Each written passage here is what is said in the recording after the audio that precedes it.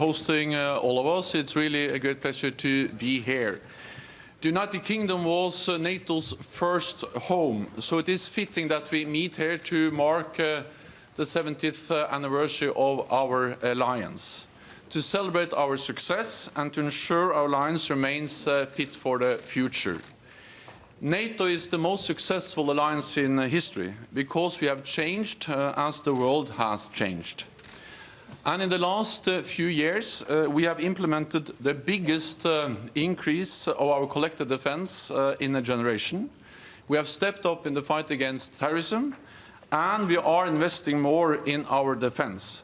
Since 2016, European allies and Canada have added $130 billion to their defense budgets. This is unprecedented. It is making NATO stronger. NATO remains the only platform where North America and Europe discuss, decide and take actions together every day to protect almost 1 billion people. So whatever our differences, we will continue to unite around our core task, to defend one another, all for one and one for all. And now I invite our host, Prime Minister Johnson, to take the floor. So Boris, please you have the floor. Thank you very much, Jens. And I'm delighted to welcome everybody here to the United Kingdom to celebrate the 70th anniversary of NATO. And as you say, Jens, I do feel that our alliance is coming home because Britain was a founding member of NATO, and it was here that NATO opened its first headquarters, of course, in Belgrave Square, shortly actually before moving to Paris, as I'm sure colleagues will recall.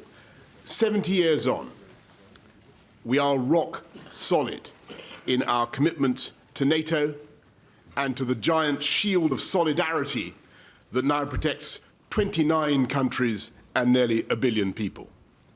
The fact that we live in peace today demonstrates the power. Boris Johnson, the UK Prime Minister there, who's chairing the gathering in Watford just north of London, saying welcome to everyone, reminding the world and indeed all the NATO members that are there, not just presidents, prime ministers, but also their ancillary staff, their civil servants, their foreign ministers. People like Dominic Raab, the UK Foreign Minister, will be there. Mike Pompeo, the US Secretary of State, he will be in orbit as well. Jens Stoltenberg doing two things very clearly. One, referring to what's called the Four Musketeers clause, which is one for all for one. That's what NATO is all about. And also, let's talk to James Bayes, our diplomatic editor, about this one specifically. James, saying straight up, first line there from Jens Stoltenberg, we are adding more money to our budget. So clearly signalling to Donald Trump, look, you know, you've been nagging us about this for a few years now, and we're doing it. Yes, I think trying to show Donald Trump that things are changing, and certainly when he spoke with President Trump, when they were photographed together and spoke together 24 hours ago, crediting President Trump with changing things. But the Trump factor is an important factor in all of this. It's worth noting that this is the 70th year of NATO, and they're having this big gathering in the UK because the first temporary headquarters of NATO was in London. And actually, the actual signing of the treaty, which has that Article 5, which says that any one NATO member under attack, all the others will support that member. That treaty was actually signed in Washington, but the actual moment of remembering that treaty signing, which I attended in Washington in the summer, was pretty low-key, only foreign ministers. Why did they not have this big summit in the summer in Washington? Because of President Trump. They really feared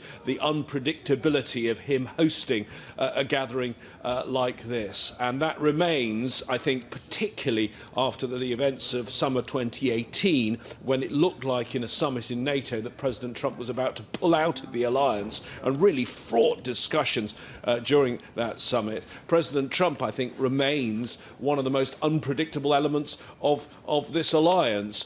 But remember also what President Macron said in that interview, in which he said that strategically NATO was brain dead. He doubted whether that Article 5, whether France necessarily would act under that Article 5. So this basic loyalty that NATO is supposed to be about, this alliance and this treaty is supposed to be about, I think is in some doubt right now. James, for the moment, thank you very much. And we'll, of course, keep you across all the developments coming to us from that NATO 70th birthday gathering in London as and when we can.